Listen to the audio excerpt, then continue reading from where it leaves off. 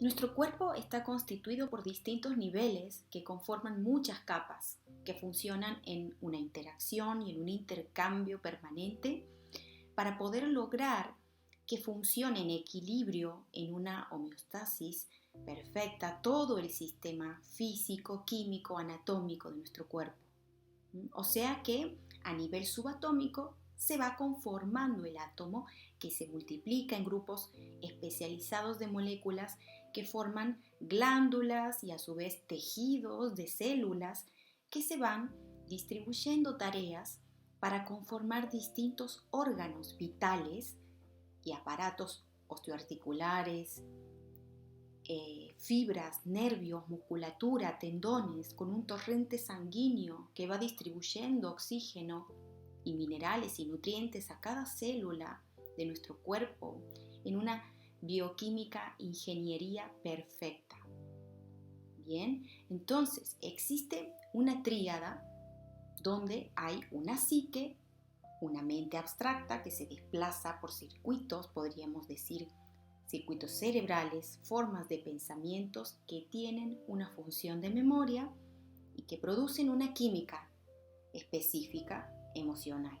No olvidemos, las emociones son energía en movimiento con un pensamiento automático adentro que van impulsando una determinada conducta natural para que cada individuo se mueva en el contexto que es este medio ambiente que nos permite expresarnos con nuestra vida, ¿no? Bien, el cuerpo es un gran procesador. Nosotros respiramos oxígeno y al exhalar eliminamos un ácido, podemos decir desechos tóxicos, dióxido de carbono. Lo que ingerimos también es procesado por el hígado y el hígado procesa y elimina a su vez ácido. Los riñones procesan líquidos, eliminan toxinas y ácidos también que provienen de distintas partes del cuerpo, ¿sí? Incluso nosotros, cuando observamos nuestra realidad personal, de alguna manera estamos procesando también información a través de diferentes filtros que tenemos, podríamos decir, y tenemos también una interpretación de lo que estamos observando. Entonces, existen circuitos neuronales cerebrales que tienen algo que se llama memoria y que los seres humanos tenemos varios tipos de memorias, van a funcionar como filtros. Algunas veces se llaman memorias evocativas, que son esas memorias que para hacer una distinción las usamos y miramos hacia nuestro pasado, vamos a poder encontrar diferentes situaciones que tienen un dónde y un cuándo en mi línea de tiempo de vida, ¿sí? Son como memorias ancladas y tienen un dónde y un cuándo se llevaron a cabo de manera impresa, grabada. Es decir, recuerdo perfectamente dónde sucedió esto y cuándo y con quiénes sucedió tal o cual cosa. Entonces esas memorias que tienen un dónde y un cuándo tienen una función. Y podemos ver también que hay otros tipos de memorias que son más funcionales. Por ejemplo, saber que Portugal es un país, ¿sí? Pero ¿sabes exactamente dónde, cuándo aprendiste que Portugal es un país? ¿Con quién? Es muy difícil contar con ese recuerdo del instante en que lo aprendí, ¿sí? Se supone que en la escuela, pero eso es solo algo que tomo por deducción en un rango muy general. Pero el momento exacto, como día, hora, la fecha, qué llevaba puesto, con quién estaba, hasta lo que sentí, no lo tenemos registrado en forma consciente ni permanente, ni podemos apelar a ese recuerdo en forma inmediata. ¿Ok? ¿Se entiende? Entonces esa es la diferencia con esas memorias que tienen un dónde y un cuándo, donde todos nuestros receptores sensoriales estaban atentos, grabando ese instante, ese momento. O sea que nuestro tacto, nuestra vista, nuestros oídos, nuestro olfato, nuestro gusto, todo estaba atento, guardando todos esos inputs de información relevante que ingresaban y que tienen un dónde y un cuándo. Esas memorias cumplen una función. Me gusta decir también que muestran dónde se quedó anclado el cerebro en una determinada percepción. Entonces, la percepción de esa situación que se quedó anclada en esa memoria, el ser humano la puede percibir muchas veces como wow, qué bueno, o percibirla de diferentes formas, sentirlas de diferentes formas, depende de cómo las haya vivido y experimentado. Entonces, ¿qué sucede? Que en muchas circunstancias esas situaciones, esa memoria, eso que quedó anclado de alguna manera, necesita ser actualizado, porque cuando al ser humano se le van presentando distintas situaciones, puede percibirlas como desafiantes, conflictivas, acuciantes o hasta incluso dramáticas. Todo parece indicar que las observa de esa manera porque tiene una percepción parcial, acotada sobre lo que está observando. Si no, no le produciría carga emotiva ni tampoco reacción alguna. Y eso gracias a reconocer que existe esa carga emotiva que emerge, que la podemos reconceptualizar ante los desafíos, conflictos, problemas que se nos susciten. Sobre todo en las primeras infancia más temprana. Podemos verlos desde otra mirada, en el presente, como una oportunidad para expandir la percepción sobre eso que titulé, rotulé como recuerdos buenos, malos, menos buenos. Le ponemos etiquetas inconscientes mentales, pero que están ahí, cumplen la función y nos van a servir para descubrir y desmantelar aquello que no podemos ver y que nos opera.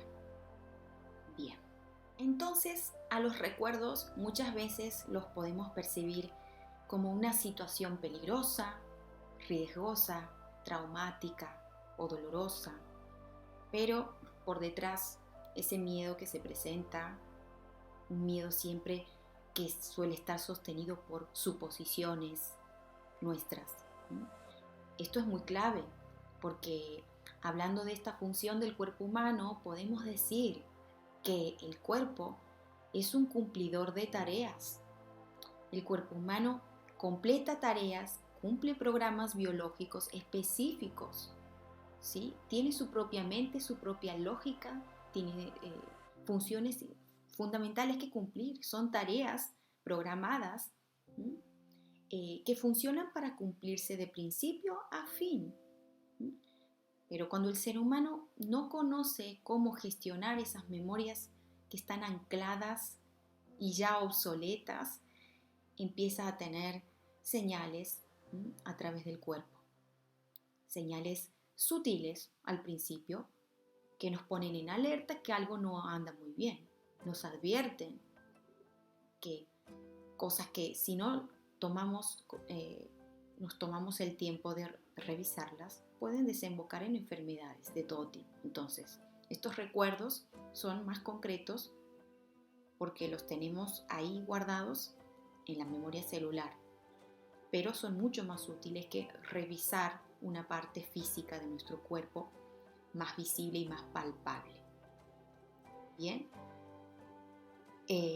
porque como que nadie nos enseñó cómo gestionar estas situaciones que percibimos como desafiantes, conflictivas, angustiantes, y empezamos a quedar como en bucles cerrados, repetitivos, pensando siempre de la misma manera, actuando siempre de la misma manera.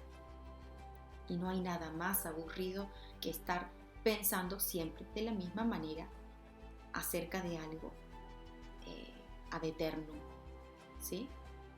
Entonces podemos ver que la función del cuerpo humano, una de las tantas, tiene varias funciones, pero una función es cumplir estas tareas, programas biológicos específicos para no perder la homeostasis del sistema, del organismo y sucumbir. Son las que se codifican y se decodifican permanentemente, lo sepamos esto o no, ¿sí? Pero nada de lo que sucede es casualidad. Entonces, el cuerpo de alguna manera cumple estas funciones para preservar la continuidad de la especie, mantenernos con vida. Cumple programas que vienen a mostrarnos algo. Estos programas responden a patrones inconscientes de nuestra psique que entran en desajuste con los programas naturales de nuestra biología. Entonces, terminan colapsando, enfrentadas por querer cumplir leyes distintas, porque hablan distintos idiomas.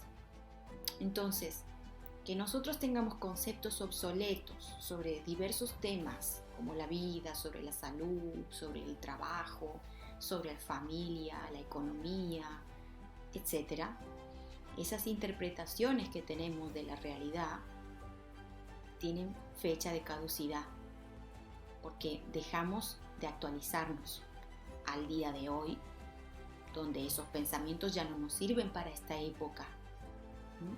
En el momento presente, quedan ancladas en memorias ya obsoletas y sin revisar, como cuando no limpiamos la biblioteca tapada de polvo. Entonces, o asumo los programas que me operan por defecto con sus tareas pendientes, o me van a operar a mí toda la vida las tareas y programas de otros que tomé prestado en el pasado, sin escudriñar verdaderamente el significado real que representa para mí hoy en mi día a día. Este trabajo interior nos va a obligar a cambiar, a corrernos del lugar en el que estábamos y a utilizar esa capacidad que tenemos innata de razonar, de reflexionar por uno mismo a medida que voy madurando y avanzando como ser humano, evolucionando. De eso se trata. La persona que está con un pensamiento recurrente, haciéndose una pregunta constantemente, va a poder observar que esa persona, cuando está con ese pensamiento, siente miedo de hacer un movimiento o expresar algo con alguien. Ese miedo, lejos de lo que alguna vez dijeron, es una brújula para el ser humano, es un instrumento. El miedo te dice hacia dónde ir. Entonces hay que aprenderlo a atravesar, sintiéndolo desde lo más profundo. Porque afuera las cosas son como son, no ha cambiado nada. Pero adentro, ¿qué pasa internamente? Adentro mío.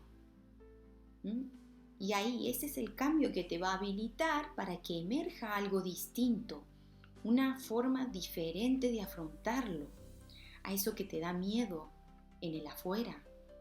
Y es interesantísimo porque cuando el ser humano expresa algo diferente de lo que siente visceralmente, una cosa es lo que siento visceralmente y otra cosa es tu pensamiento, tus opiniones, tus interpretaciones.